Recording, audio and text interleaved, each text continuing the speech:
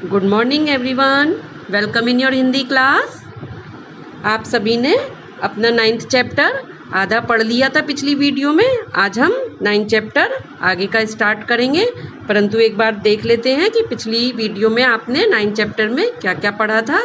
तो 9th chapter में जिसका नाम है चिड़िया की बच्ची, चिड़िया की बच्ची, और ये किसका लिखा हुआ है? यह एक कहानी है, ये जैनेन्द्र कुमार जी की लिखी हुई है।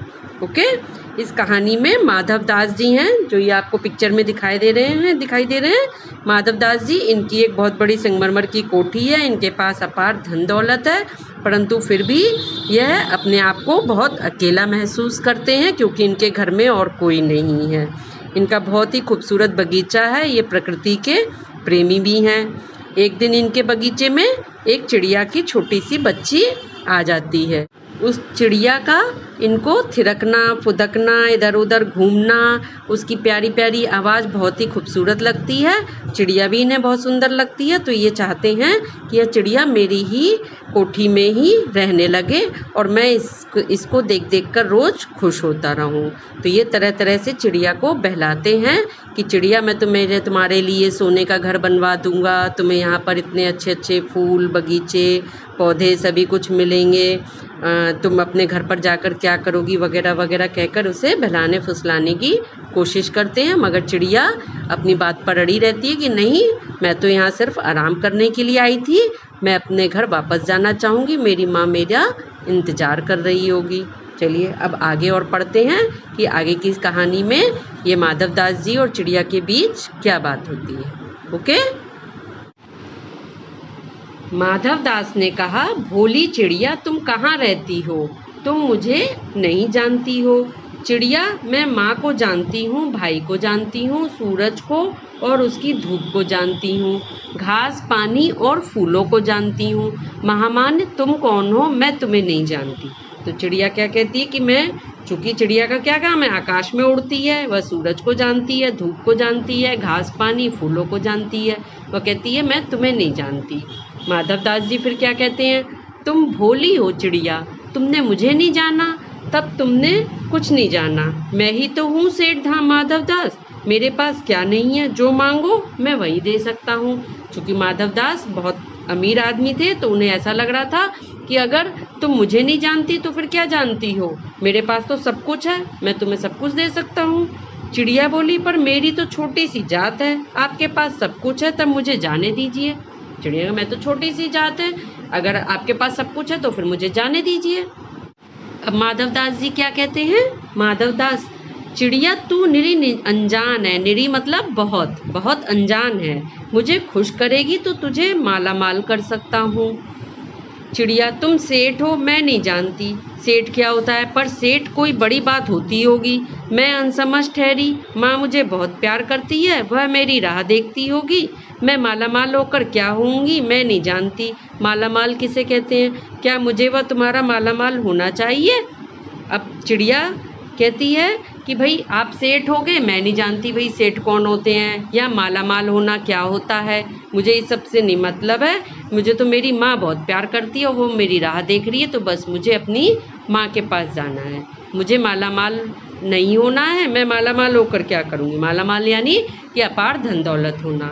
अब सेठ क्या कहते हैं, अरे चिड़िया, तुझे बुद्धि नहीं है, तू सोना नहीं जानती। सोना, सोना मतलब यहाँ पे सोने वाले सोने से मतलब नहीं है स्लीपिंग वाला, सोना यानी गोल्ड। तो सेठ कहते हैं कि तुझे बुद्धि नहीं है, तू सोना नहीं जानती, गोल्ड यानी उसी की जगत को तृष्णा है, तृष्णा यानी प्यास है, सारी जगत में उसी की तृष्णा है ना। आदमी चाहता है मेरे पास बहुत धन दौलत हो, सोना हो, वह सोना मेरे पास ढेर का ढेर है, मेरे पास तो वह सोना बहुत सारा है, तेरा घर समूचा सोने का होगा, ऐसा पिंजरा बनवाऊंगा कि कहीं दुनिया में ना होगा, ऐसा कि तू देखती रह जाएगी। अरे वाह, मतलब कि उन्होंने क्या कहा कि मतलब मेरे पास तो सोना बहुत सारा है, अब मैं तुम्हारे लिए ऐसा पिंजरा बनवा दूंगा कि पूरी दुनिया में किसी के पास ऐसा पिंजरा नहीं होगा, ऐसा कि तू देखती रह जाए, तू उसके भीतर थिरक फुदक कर मुझे खुश करना, तेरा भाग्य खुल जाएगा। और तेरे पानी पीने की कटोरी भी सोने की होगी। मतलब कि सोने का पिंजरा होगा, सोने की तेरी पानी पीने की कटोरी होगी, तो वहाँ पर थिरकना फुरकना, इससे मुझे खुशी मिलेगी और तेरा भाग्य खुल जाएगा। चिड़िया, वह सोना क्या चीज़ होती है? उसने कहा कि सोना क्या चीज़ होती है। अब मान लिया सोने का भी पिंजरा है, उसमें चाहे उसकी सोने की कटोरी भी है, पर उसका वो क्या करेगी जब अगर उसकी आज़ादी ही छिन जाएगी चिड़िया की? समझे आप कि चिड़िया की अगर आज़ादी ही छिन जाएगी, उसे खुले वातावरण में घूमना, अपनी माँ के पास रहना, सूरज की धूप, पेड़ पौधे, यही चीज़ें तो पसंद होती हैं, और एक जगह से दूसरी जगह उड़कर जाना, ये चीज़ें चिड़िया को पसंद होती हैं। परंतु अगर वह चिड़िया पिंजरे में कैद हो गई तो उसकी तो आज़ादी छिन गई। चाहे वो पिंजरा सोने का हो, चाहे किसी भी चीज़ का हो, उसका वो क्या करेगी? सेठ बोले, तू क्या जानेगी, तू चिड़िया जो है, सोने का मूल्य सीखने के लिए तुझे बहुत सीखना है। बस यह जान ले कि सेठ माधवदास तुझसे बात कर रहा है, जिससे मैं बात तक कर लेता हूँ उसकी किस्मत खुल जाती है। तू अभी जग का हाल नहीं जानती।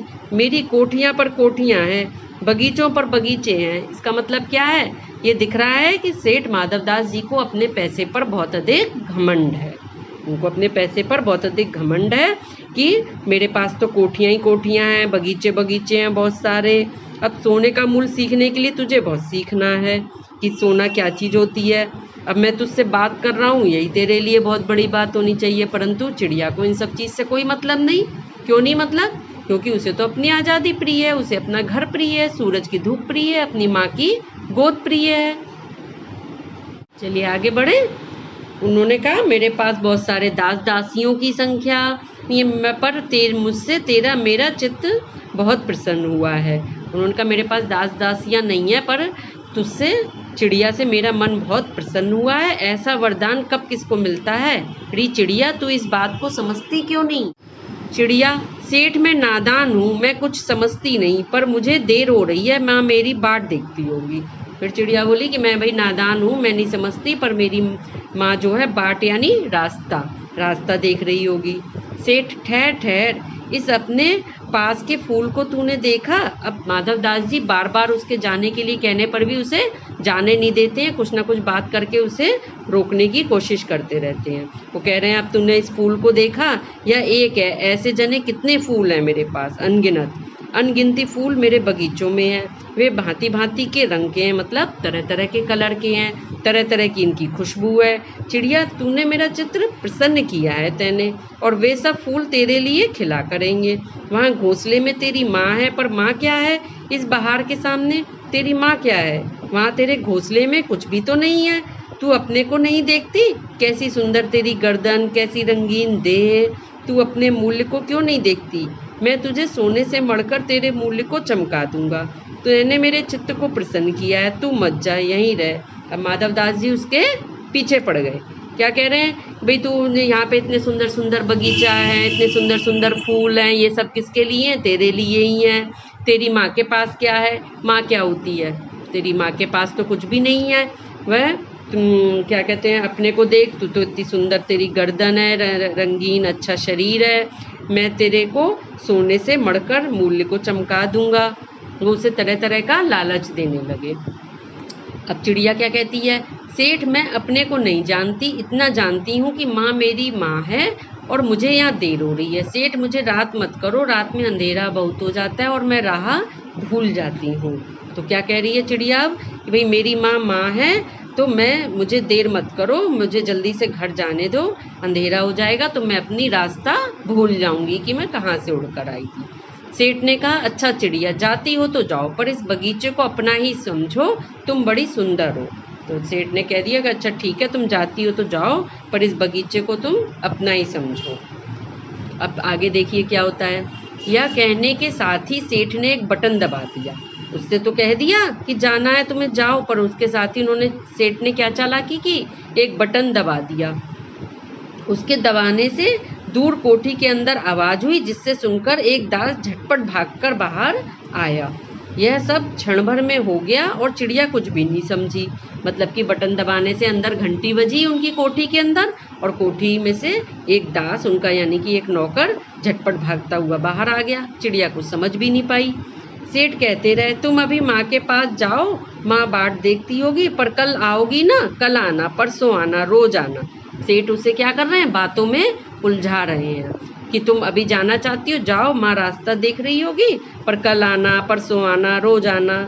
यह कहते कहते दास को सेठ ने इशारा कर दिया और वह चिड़िया को पकड़ने के जतन में लग गया।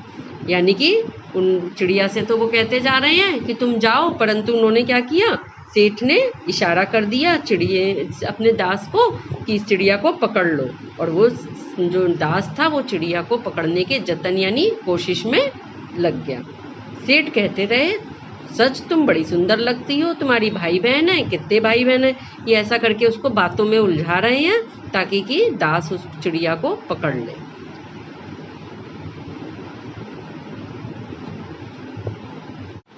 अब देखिए इस पिक्चर में सेठ खड़ा है और चिड़िया को जो उनका दास है वो पकड़ने की कोशिश कर रहा है।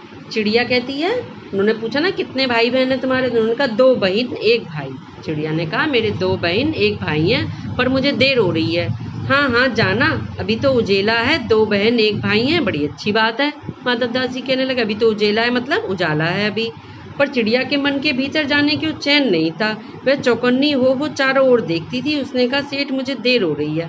अब चिड़िया को भी थोड़ा सा डर लगने लगा माधव दास जी से, और वो चौकन्नी भी हो गई यानी कि चेत गई, और उसके मन में चैन नहीं आ रहा था। वो क्या कर रही, इधर उधर देख रही थी बार बार और कह रही थी सेठ मुझे देर हो रही है। सेठ ने कहा, अब सेठ ने क्या कहा, सेठ ने कहा देर अभी कहाँ, अभी उजेला है मेरी प्यारी चिड़िया, तुम अपने घर का इतने और हाल सुनाओ, भय मत करो। अब सेठ जी बातों में उलझा रहे उसे और ज़्यादा कि भाई अभी तो उजाला है, अभी क्या है, तुम अपने घर का और हाल सुनाओ मुझे। चिड़िया ने कहा सेठ मुझे डर लगता है, माँ मेरी दूर है, रात हो जाएगी तो राह नहीं सूझेगी, मतलब कि रात हो जाएगी तो मुझे रास्ता नहीं पता चलेगा, तो मुझे डर लगता है। इतने में चिड़िया को बोध हुआ कि जैसे एक कठोर स्पर्श उसके देह को छू गया। इतने में चिड़िया को ये ज्ञान हुआ, एकदम से एहसास हुआ, बोध हुआ मतलब एहसास हुआ कि ये कठोर स्पर्श, कठोर यानी कि कोई चीज उससे स्पर्श कर रही है, छू रही है, उसके देह यानी शरीर को छू गया। वह चीख देकर चिचियाई। जैसे ही उसे यह एहसास हुआ कि कोई उसे पकड़ रहा है, वो चीख देकर जोर से चिचियाई, यानी कि उसने अपनी आवाज निकाली और एकदम उड़ी। नौकर के फैले हुए पंजे में वह आकर भी नहीं आ सकी। नौकर ने अपना पंजा जो फैला रखा था उसमें भी वह आ नहीं पाई और उड़ गई। तब वह उड़ती हुई एक सांस में अपनी माँ के पास गई और माँ की गोद में गिरकर सुबकने लगी, ओ माँ ओ माँ। कि सीधे जब अपनी माँ के पास गई, माँ की गोद में डर के मारे गिरकर सुबकने लगी और क्या कहने लगी, ओ माँ ओ माँ। उसकी माँ ने बच्ची को छाती से चिपटाकर पूछा, क्या है मेरी बच्ची, क्या है। उसकी माँ ने उसे सीने से लगाया और पूछा कि क्या है मेरी बच्ची, पर बच्ची कांप कांप कर माँ की छाती से और चिपक गई। बोली कुछ नहीं, बस सुबकती रही, ओ माँ करके वो सुबकती रही, बोली कुछ भी नहीं। बड़ी देर में उसे ढाढ़स बंधा यानी कि धैर्य बंधा, और तब वह पलक मीच उस छाती में ही चिपक कर सोई। मतलब बहुत देर में उसको धैर्य बंधा, सांस आई उसकी एक तरह से कि चैन मिला उसे, और फिर वह अपनी माँ से चिपक कर सोई। जैसे अब पलक नहीं खोलेगी, जैसे कि अब वह पलक नहीं खोलेगी, मतलब उसे कितना सुकून मिल गया, शांति मिल गई, एक सुरक्षा मिल गई। तो समझे आप लोग पूरा चैप्टर, अच्छा लगा। अब इसमें क्या है, क्या समझाया गया इसमें कि हमें किसी दूसरे के बहकावे में नहीं आना चाहिए। दूसरे लोग आपको बहुत से लोभ और लालच दे सकते हैं कि मैं आपको ये कर दूंगा, वो कर दूंगा, आप उनके पंजे में आ जाएं। या बहुत सी जगह होता है ना, जब किसी छोटे बच्चों को अपहरण करने के लिए भी लेके जाते हैं तो बच्चों को ऐसे ही बड़े बड़े लालच देते हैं कि हम तुम्हें ये कराएंगे, वो कराएंगे, ये गेम खिलाएंगे या ये चीज़ दिलवाएंगे, बड़ी बड़ी चीज़ें या घुमाने लेके जाएंगे, और बच्चे लालच में आ जाते हैं और ऐसे में ही अपहरण करने वाले क्या करते हैं, बच्चों को अपहरण करके ले जाते हैं। या अन्य भी और भी कोई बात किसी को भी मनवानी होती है तो उसके लिए भी, कोई गलत काम भी करवाना होता है तो उसके लिए भी तरह तरह के लालच दे देते हैं। तो हमें किसी दूसरे की बातों में नहीं आना चाहिए, इस चीज़ को ध्यान रखिए। कभी किसी दूसरे की बातों में मत आइए, यानी दूसरे की भावना को भी समझिए। हर लोग ही बुरे हों ये भी ज़रूरी नहीं है, कुछ लोग अच्छे भी हो सकते हैं, कुछ लोग बुरे भी हो सकते हैं, परंतु हमें उनकी भावना को समझना चाहिए कि कोई ज़रूरत से ज़्यादा हमें लालच क्यों दे रहा है, उसका कोई ना कोई तो स्वार्थ होगा, इसीलिए ही कोई हमें ज़रूरत से ज़्यादा लालच देने की कोशिश कर रहा है। समझे? चलिए, ये कहानी किसने लिखी है? जैनेंद्र कुमार जी ने। ओके।